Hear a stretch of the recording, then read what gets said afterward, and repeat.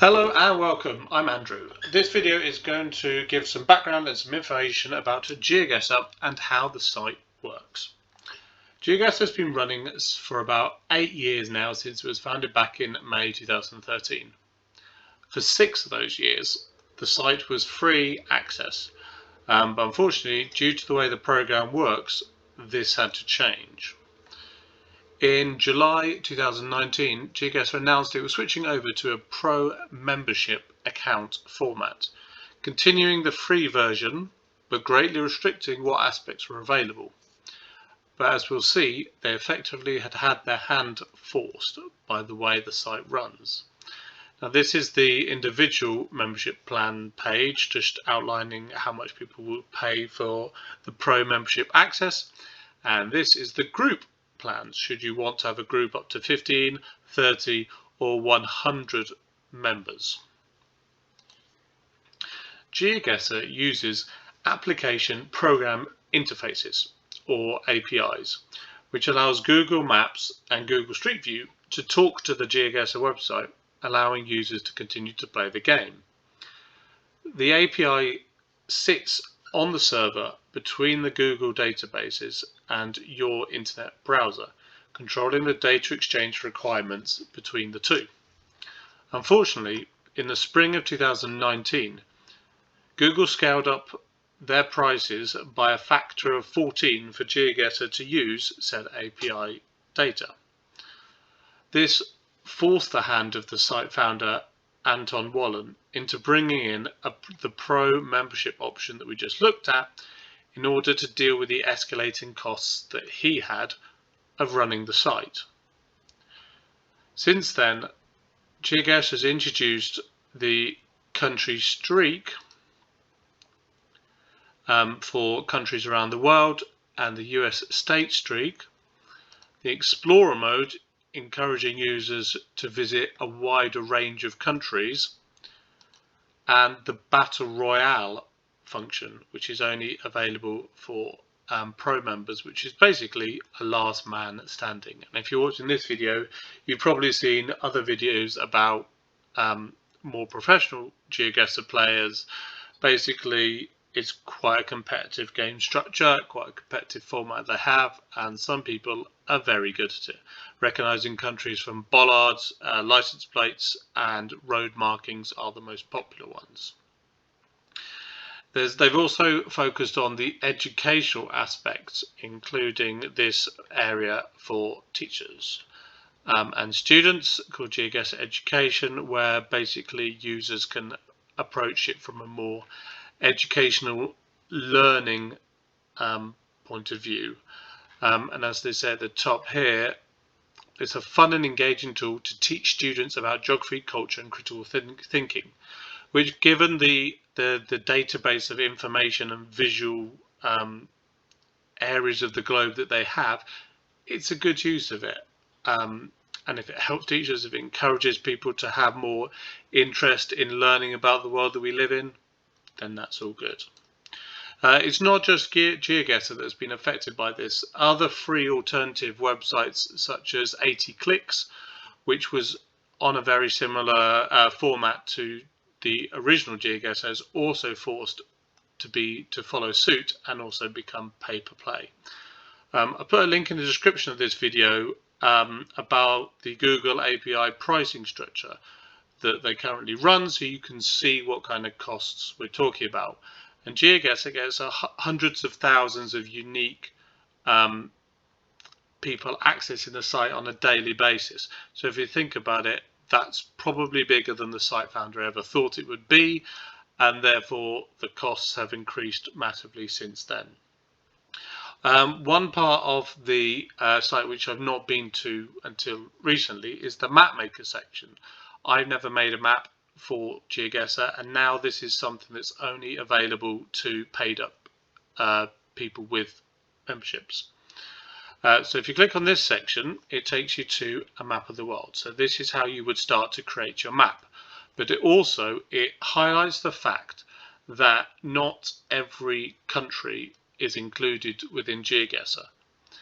The content is only restricted to the countries that the vehicles and cameras of Google have been to. So this can help to control your expectations of where you might end up within a normal game, within the diverse world, and therefore educate any guesses accordingly. Now, as you can tell pretty much immediately from this, there are big gaps in coverage around the world, such as large parts of Africa, the northern and eastern parts of Russia, most of China, and obviously Greenland and northern Canada as well.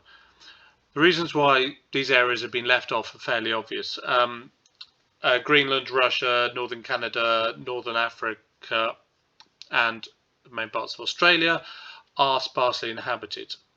Whereas with, as I've seen if you zoom in, China and North Korea in particular are rather, there are other more political reasons as to why they haven't been included within this. Kazakhstan is also one where there aren't very many. These circles you see here are photospheres, as in images with 360-degree axis all the way around, which is different to, as in the colours up here, where they are, where the roads are, where the vehicles have been to. So if we go down to, which one was I looking at before? Australia. You can see that, obviously with Australia, the majority of the population is around the coast. Due to the nature of the geography in the middle, there's not that much, many cities and what have you there. So the blue is the coverage for Australia, so you can see it's quite clearly based around the edges. So looking at this can help you with the diverse world, which is the main and the most popular map on the game. This is the basis of a lot of the YouTube and Twitch based competitive challenges. The map contains over 52,000 locations, and when you play a game you get a set of 5 of all of those locations. Now I've linked to one of the links in the description, is basically the Google information about the diverse world GeoGuessr map, which shows where the locations are country-wise spread out around the world. So you can see obviously which countries are missing and which countries are included. So you basically be able to educate yourself as to which ones are likely and which ones are not likely. You can see like the rainforest in the Amazonian rainforest here in Brazil and parts of Colombia and Peru, you're going to get a lot less regularly than the more southeasterly part of Brazil, which is along the coast where the majority of the population is. As with the United States, is massively covered, increasingly so as you go to the east.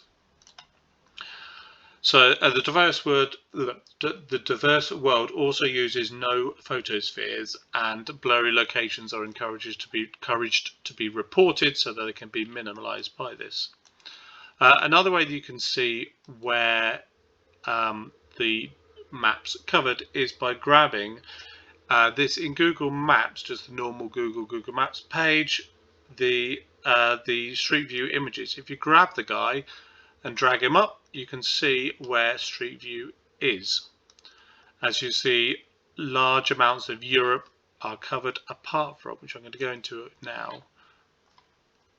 Germany is surprisingly underrepresented. If you compare it with France, Poland, Czechia, Slovakia, all of the rest of those, Spain and the UK, Germany is rather limited. Everything is, oops, I scanned over there by mistake. Germany is minimally represented in comparison to the others. It's only the main cities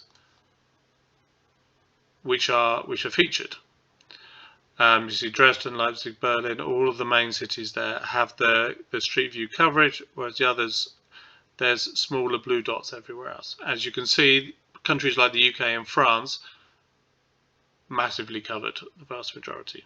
Anyway, hope this video helps you and gives a little background as to why GeoGuessr is the pay game that it is now, and why the majority of people are limited to the one game per day. Okay, thank you for watching. Bye.